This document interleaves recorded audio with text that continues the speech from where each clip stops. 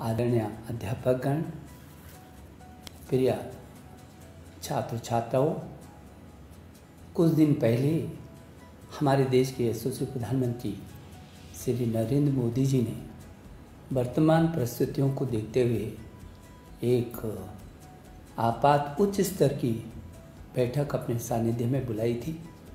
और उस उच्च स्तरीय बैठक में जिसमें तमाम हमारे कैबिनेट के सहयोगी सहित सभी अधिकारी वर्ग, शिक्षा विभाग और विभिन्न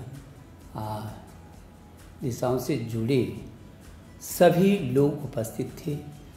और मैं आभारी हूँ अपने प्रधानमंत्री जी का, जो लगातार हमारे विद्यार्थियों की चिंता करते हैं, हमको अपना मार्गदर्शन लगातार देते हैं।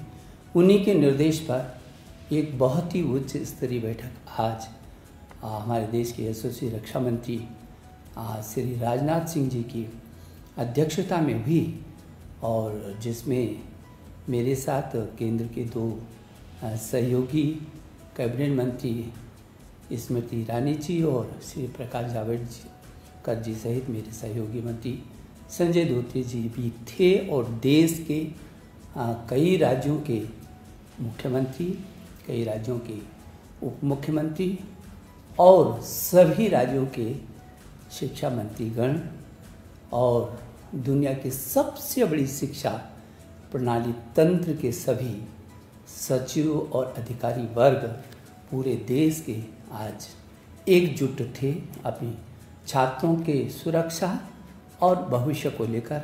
मुझे सबसे पहले तो इन सब का धन्यवाद देना है, जो सारे शिक्षा व्यवस्था के लिए छात्रों की सुरक्षा और छात्रों के भविष्य की चिंता की दृष्टि से केंद्र के साथ एकजुट होकर के और आज खड़े दिखाई दिए हैं। मैं उन सब के प्रति बहुत आभारी हूँ। बहुत सार्थक चर्चा आज रही है, बहुत सार्थक चर्चा रही है।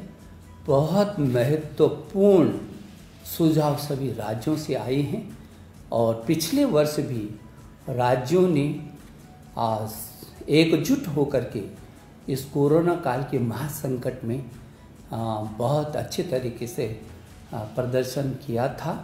और आज भी मेरे प्रिय छात्र छात्राओं, आप जानते हैं पूरी दुनिया इस कोरोना के महासंकट से जूझ रही है और हम अछूते नहीं हैं।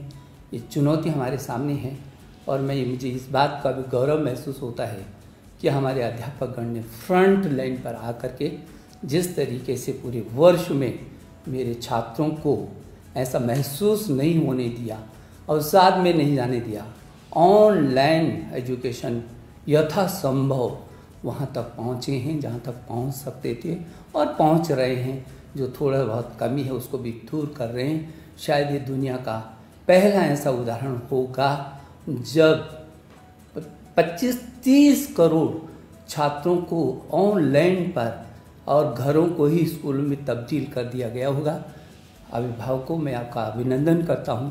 आपने और अध्यापकों ने मिल करके छात्रों को इस ऐसे वक्त पर बहुत संभालने की कोशिश की है, और छात्रों ने भी जो साहस दिखाया है, उत्साह दिखाया है, इसके लिए भी मैं उनका अभिनंदन करना चाहता हूँ, मैं शुभकामना देना चाहता हूँ।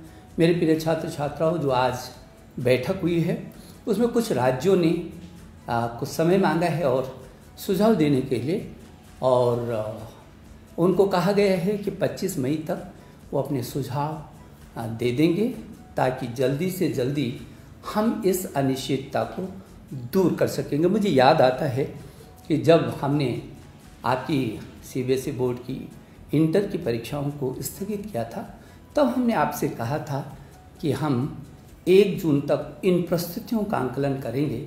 जो भी परिस्थितियाँ होंगी वो आपकी सुरक्षा और आपका भविष्य, हमारे सामने दोनों चीज़ें हैं, सुरक्षा पहले और उसके बाद आपका भविष्य।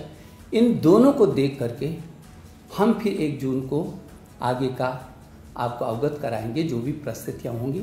हमने ये भी कहा था कि जब भी हम इस बात की घोषणा करेंगे तो कम से कम 15 दिन हम आपको देंगे, ताकि आपके मन में अचानक न हो कि कब तिथियों की घोषणा हो और कब फिर जो है आप संभलें। तो मैं ये समझता हूँ कि ये 25 मई तक सभी राज्यों के जो राज्य, कुछ ही राज्य हैं जिन्होंने कहा है कि हमको थोड़ा सा और भी मौका दीजिए। हालांकि उनका भी सकारात्मक रूप था, लेकिन और क्या क्या सुझाव हो सकते हैं उनके लिए, वो 25 मई तक उन राज्यों के सुझाव भी आ जाएंगे। और मैंने कहा है, अपने अभिभावकों से भी कहा है, आपसे भी कहा है, अध्यापक कर्ण से भी कहा है, यदि आपके भी कोई सुझाव होंगे तो मेरे ट्विटर पर आप अपने सीधे सीधे सुझाव भेज सकते हैं।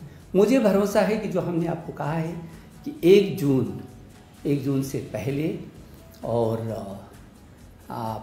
25 मई के बाद हमारी कोशिश होगी कि हम आपको अवगत करा सकें। मैं आपको विश्वास दिलाना चाहता हूँ, प्रधानमंत्री जी के निर्देश में आपकी सुरक्षा हमारे लिए पहली है और आपके जीवन और आपका भविष्य भी हमारे लिए उतनी महत्वपूर्ण है। और इसलिए इन सब को ही ध्यान में रख करके जो भी परिस्थितियाँ भविष्य के लिए बनेंगी, हम आपके साथ खड़े हैं। आप निश्चिंत होकर के रहिए, आप बिना तनाव में रहिए। समय के साथ इन परिस्थितियों के साथ हमको जूझना है, इसी में हमको रास्ते भी निकालने हैं। हम आपका भविष्य, हमने पिछले वर्ष भी, हम दुनिया का वो सबसे बड़ा लोकतांत्रिक देश है जिसने अपने बच्चों का 1 वर्ष खराब नहीं जाने दिया था, और सारी दुनिया ने इस बात को देखा है। और हमने आपकी सुरक्षा, हमारे लिए हर हालत में आपकी सुरक्षा हमारी पहली प्राथमिकता है। और इसलिए फिर मैं भरोसा दिलाना चाहता हूँ कि आप बिल्कुल निश्चिंत रहिए, और जो भी निर्णय होगा वो आपके हित में होगा, आपके जीवन के सुरक्षा की दृष्टि से होगा, और आपके भविष्य में आपके भविष्य को लेकर के होगा। मैं एक बार फिर सभी अभिभावकों का, अध्यापकगण का, मेरे छात्र छात्राओं, आपका भी अभिनंदन करना चाहता हूँ।